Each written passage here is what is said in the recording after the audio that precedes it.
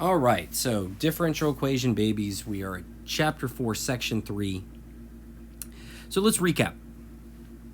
So recall that the types of differential equations that we are attempting to solve now are of the second order, right? So meaning we have a second derivative somewhere in our differential equation. Now, what we are focused on right now is the homogeneous linear form of these second order differential equations. And what we've seen in some of the previous videos is that they take on the form of the following, where you have a y double prime plus by prime plus cy is equal to 0, right? So right now we're focused on the equations that are equal to 0. Now, we can just eyeball that and take note that it appears that they take on the form of a quadratic, which is actually very good for us because we have equations, the quadratic equations, to help us find the zeros, the roots of these types of equations. Now, we referred to this as the auxiliary or the characteristic equation. And what we've seen is that the quadratic equation, because it has the square root of b squared minus 4ac, because of that radical, depending on the values of a, b, or c, will actually cause you to have different types of, as well as the number as well as the type of solutions may vary. So we have looked at scenarios where say b squared minus 4ac is greater than 0 as well as equal to 0. And the last case is, well, what about when b squared minus 4ac is less than 0, right? Meaning negative numbers. So with a negative number, we know that we're no longer going to be dealing with the real number system. We're going to have to venture outside the real number system into the complex number system, which we'll talk about in just a second. But that square root of the negative number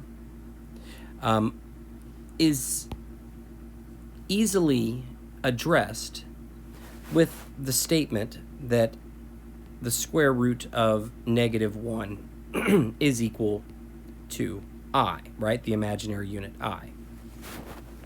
Now, we have, we won't belabor the point, but we can argue that we have defined this into existence. It is true because we say so, if you will. But that's actually very normal mathematics. That the real thing is that we simply ask our the only thing that we have to ask of our definitions and of our premises is that they don't lead to contradictions. So the idea is not that unfamiliar in mathematics, but you could even parallel to, at some point in time, someone had to define negative numbers into existence, if you would like to go down that route. Now, with this definition that the square root of negative 1 is equal to I will get to the complex number part in just a second, but just to kind of show you an example, if you were asked to find the square root of negative 2, well, if you wanted to remain in the real number system, you would have to say that that's undefined. But if you're willing to venture outside the real number system into the complex number system, then we can rewrite this as the square root of negative 1 multiplied by the square root of positive 2, which is what? Which is just I square roots of 2. Let me make that a little bit larger. So henceforward, we'll just jump, if I ask you for the square root of negative 2, we'll jump right to I square roots of 2. Okay, now a consequence of defining I to be equal to the square root of -1 would mean that I squared is equal to -1. Okay, so I'm going to assume that so far so good. This shouldn't be anything strange to my differential equation students, especially at this level of mathematics. But now let me go ahead and talk a little bit about complex numbers. And for complex numbers are going to take on the form, of A plus B I. Okay, so I do hope that at some point in your math career someone has explained to you what and how to think about the imaginary unit I, as well as how to think about complex numbers as numbers in 2 dimensions. But this is not neither the time nor the place to go into detail there. So the next thing that I want to do, or the next thing I want to do, is I want to make sure we understand that the complex numbers are composed of two different number systems: the real number system and the imaginary number system.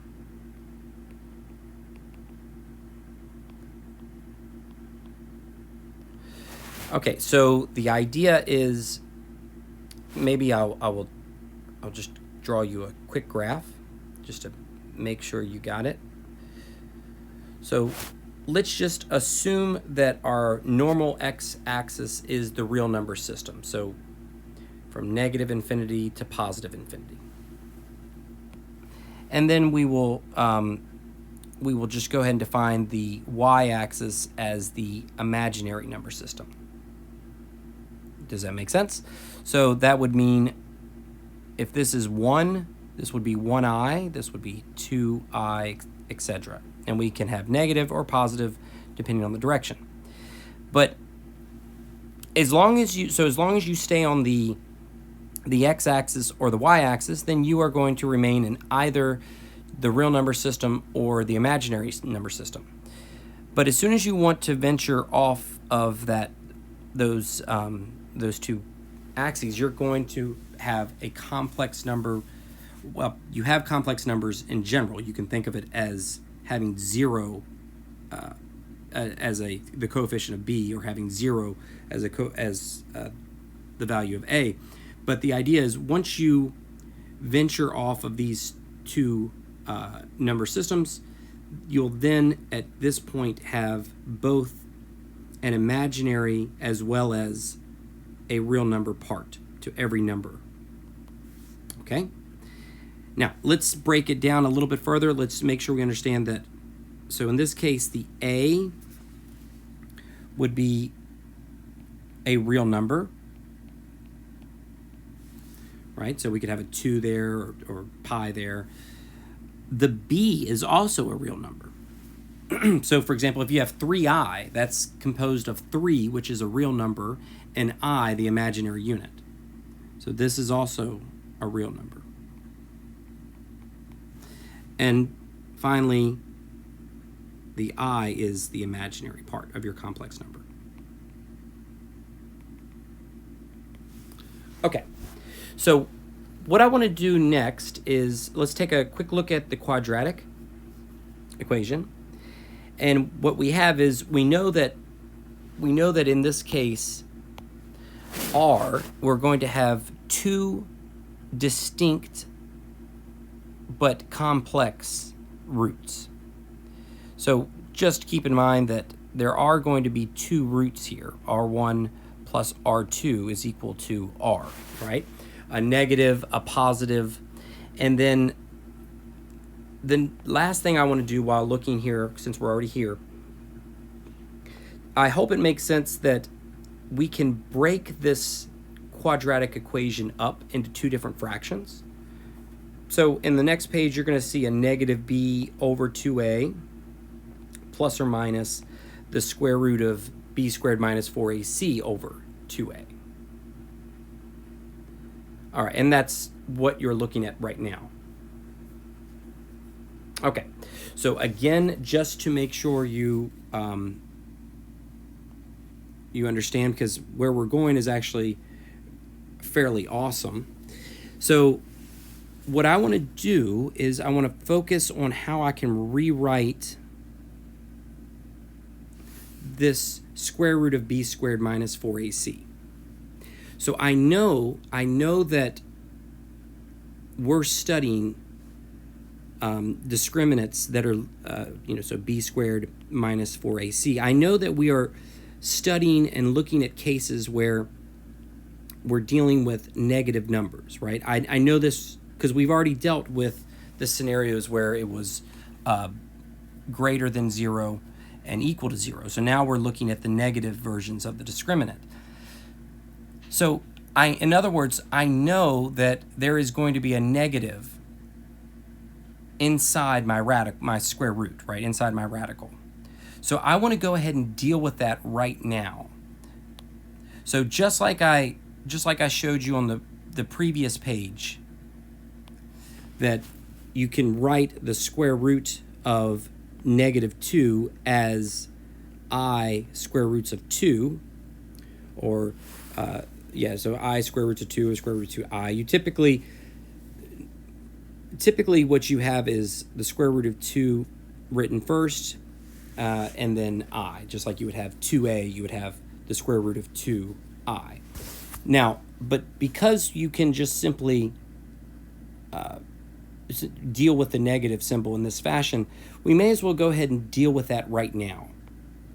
So what does that mean for us? That means that I'm going to rewrite r, but now I'm going to have an I nestled beside my my radical. Because why? Because we're going to have to deal with it anyway, so we may as well go ahead and deal with it now. So therefore r is equal to negative b over 2a plus or minus, and here it is. And since, let's go ahead and get rid of the negative inside the square root right now by just attaching an I. So I square root of 4ac minus, b, it's going to be b squared minus 4ac. Let me go ahead and do that right now. B squared minus 4ac over what? Over 2a. Okay. Now, the only thing that I'm going to do, and I know that this might seem like a massive waste of time, but it's not, because what you're about to see is one of the most amazing things in all of mathematics. It's actually like you could consider it the pinnacle. There's the Shakespeare of all identities. So let me keep going a little bit. So the last thing that I want to do, just to rewrite. So if you look at the square root of b squared minus 4ac, right? We could also write, and of course we have an I attached to it. We could rewrite that as I square root of negative b squared plus 4ac, because we have this plus or minus attached. Well, because if you think about, let me see if I can write it this way to make more sense.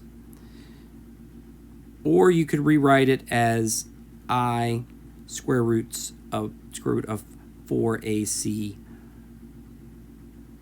minus b squared. Right? So what we do with that negative inside of that radical, right? You can think about factoring out a -1. You can think about rearranging the negative symbol inside the radical, because it's going to fit our model a lot better if you allow me to rewrite that square root of b squared minus 4ac as follows. Okay, so let me go ahead and do that now. Since you're not here to object to me, I think you're gonna be okay.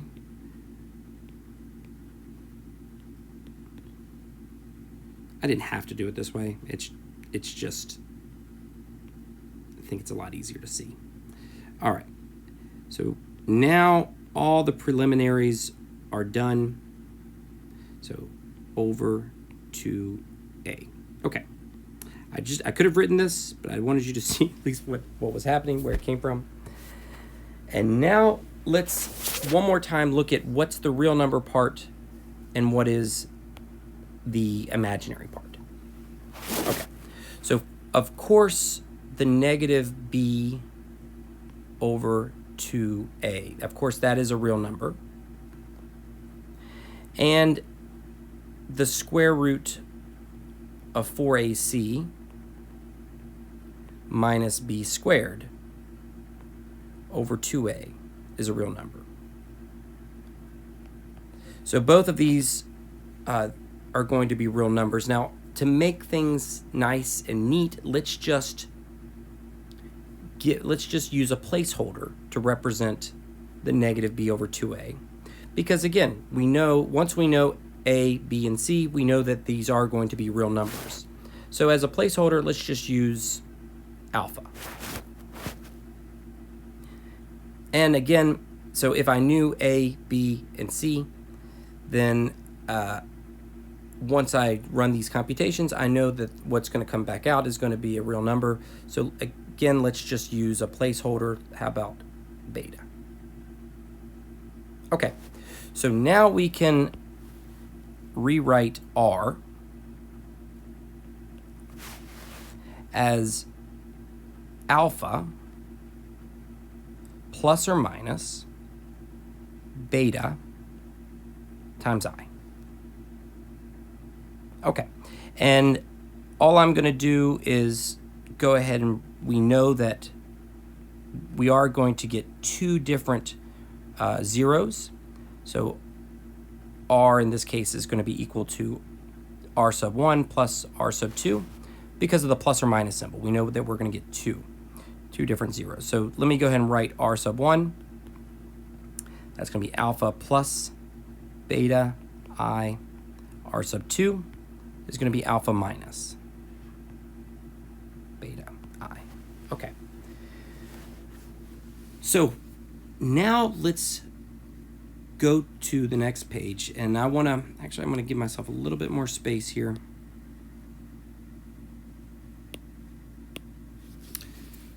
So R sub 1 is equal to alpha plus beta times I, and R sub 2 is equal to alpha minus beta times I.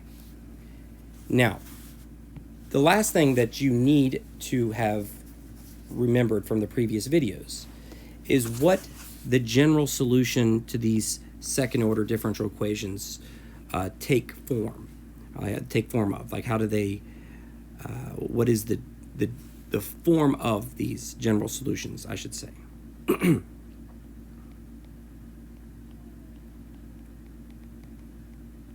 if you recall, they look like this. So you would have y of t is equal to c sub 1 e to the power of r sub 1 t plus c sub 2 multiplied by e to the power of r sub 2 t. Okay, so that if you had watched the previous videos, you would know exactly what I'm talking about right now. So at this stage, what we're going to have to do is plug in. So this guy is going here. This guy is going here. So let me do that now. So for our purposes, the form of the general solution, it's going to take the following form: c sub 1 e to the power of alpha plus. Now I've been writing it as beta I. Not that it really matters, so I guess I'll just continue beta I. But if you see me switch that, don't get confused. 2 times 3 is equal to 3 times 2. Sometimes if I'm tired, I just make silly mistakes. Ready? So alpha plus beta times I and multiply by t, and then I do have to have my negative version of that 0. So that would be alpha minus beta I times t. Okay. So here it is. So this is the form of our general solution.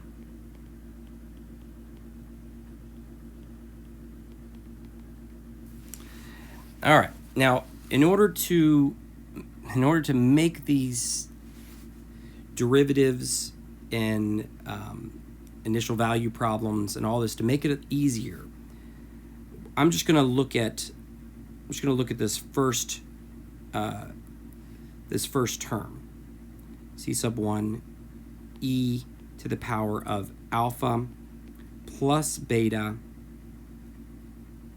I times t. I would like to be able to make that a little bit neater. So, but I can do that. First, I could distribute a t. So if I distribute my t, that's going to be c sub 1 e to the power of alpha times t plus, and we'll write this as beta I t, bit. All right. But you know what you know that if you multiply terms with like bases, you can add the exponents. So clearly I am adding the exponents here, so I can break that up into a product, and the product would be e to the power of alpha t times e to the power of bit. Okay. Are you still with me for this ride? Okay. So if you I'm not gonna do this part for you, but if you pull back into your tool bag from Calculus 2. Now, I would be highly impressed if you have a good memory of this. It would have been a while ago. But if you think back, and probably somewhere in Calculus 2, where you were studying Taylor series, there was a special type of Taylor series, what we called a Maclaurin series. All right, and what we want to do is, on the next page, I'm going to show you the Maclaurin series for e to the x.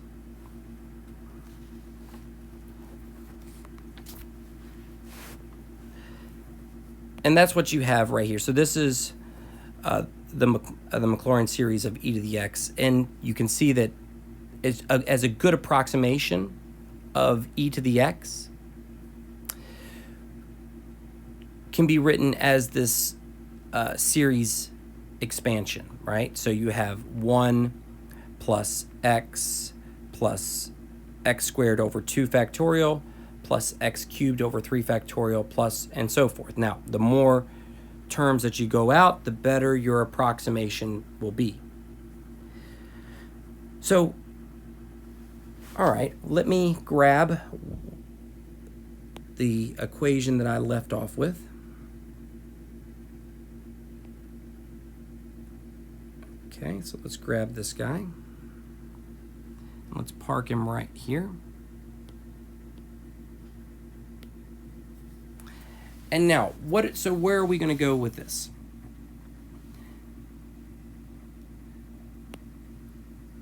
So I know that, let's start with e to the power of alpha t. So at some point in time, since this is a function, you're going to give me the value of t. So I know that e to the alpha t is just a constant. What I'm trying to do right now is, how do we interpret e to the power of beta I t? How do I interpret that? And to show this, I have everything that you need is above, already written with the Taylor series and the Maclaurin series.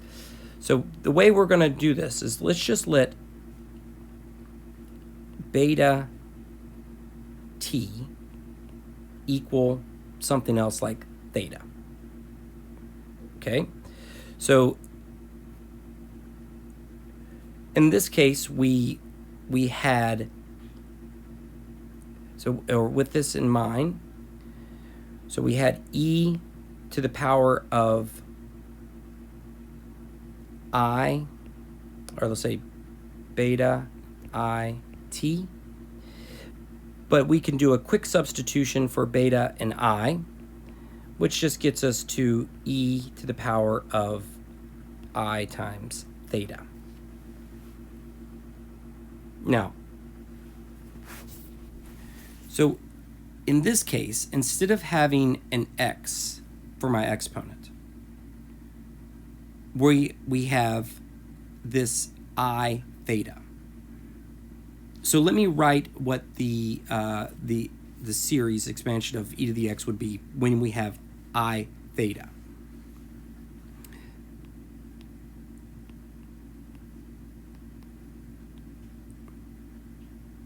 So this would be 1 plus x, in this case would be I theta plus I theta squared over 2 factorial. Now don't you dare skip through this.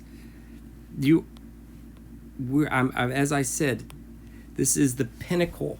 This is the pinnacle of your math career, is this equation that I've been wanting to tell you about. I've been wanting to show you since I had you in Calculus 1, but I've been building and building and building to get you here so I could finally show you this magical, mysterious equation. And don't you dare jump ahead to the result, okay? Because you're almost there.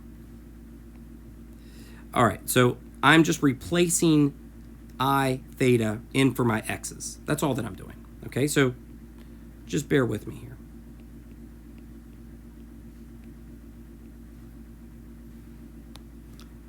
And 3 factorial, and I got one more.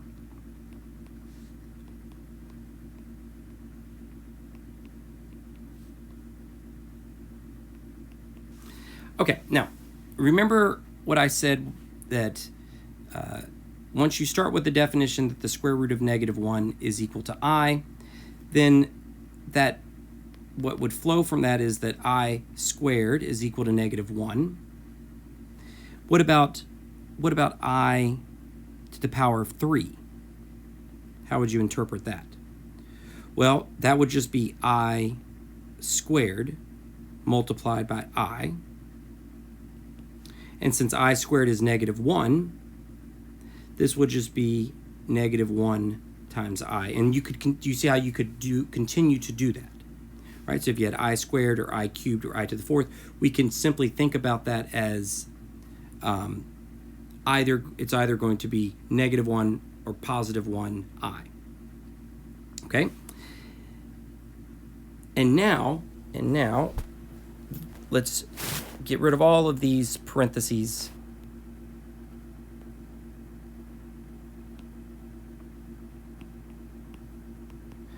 So this would be 1 plus I theta plus, well, what would, if you, in this case, actually, let me keep track of my negative symbols and positive symbols. So if you square I, you would get negative 1, right? So there's a negative symbol. So I'm going to basically turn this into a negative. So this is going to end up being negative theta squared over 2 factorial. All right, and now we're going to have negative again, because negative 1 times I is still negative I. So now that would be negative I theta cubed over 3 factorial. Now, if you have I to the power of 4, that's just I squared times I squared, which is negative 1 times negative 1. So that's just plus theta to the power of 4 over 4 factorial. Now, all that's going to happen right now is we're going to rearrange the terms, right? So if we rearrange the terms such that we're going to group those with I, and we're going to group those without I.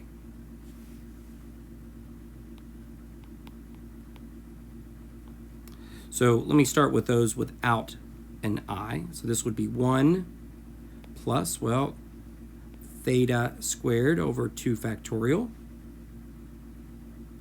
plus theta to the power of 4 over 4 factorial.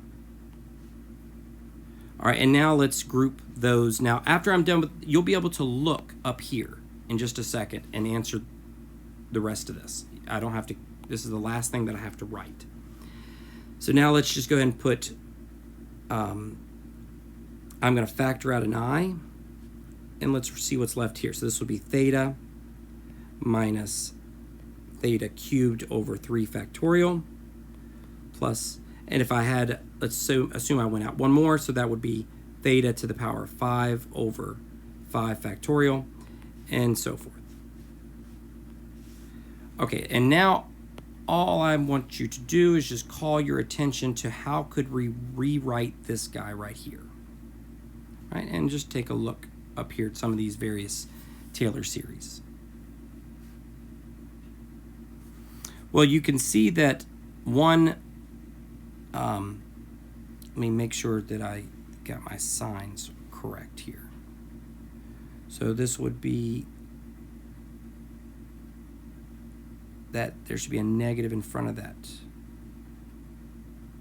theta. Look, see what I did is I have a negative. I didn't bring this negative here. So that's what threw me off for a second. Okay. So now, make sure there's nothing else silly going on. Okay. So if you take a look at the expansion of cosine is 1 minus x squared over 2 factorial plus x to the 4th over 4 factorial, you can see that that matches perfectly with what we have here. So instead of cosine x, we'll just have cosine of theta. Likewise, if you look at the expansion of sine, x minus x cubed over 3 factorial plus x to the 5th over 5 factorial matches perfectly with what we have attached to I. Are you ready? Are you ready to see Euler's formula? Here it is. E I theta is equal to cosine of theta plus I sine of theta. And now, what has been ranked the most beautiful equation in all of mathematics, the most beautiful identity. Let's go ahead and copy this. So, get myself one more piece of paper, free piece of paper here. Okay, so you have Euler's formula, and from here, what we're going to do is just let theta equal pi. What do you have? Well, you would have E I to the pi is equal to negative 1 plus I times sine of pi is 0 plus 0, Bring the 1 to the left, and you have the most incredible relationship in all of mathematics. The sheer fact that these numbers that span millennia all fit together so neat and nice, neat and compactly is just, it really is mind blowing. I mean, look at all of the constants pi and e, and then the imaginary unit, right? And plus 1 equals 0. I mean, it really is an amazing equation, and just baffling that all of these constants would fit together so nice and neatly. Okay, so my voice is gone, but you now have seen Euler's identity.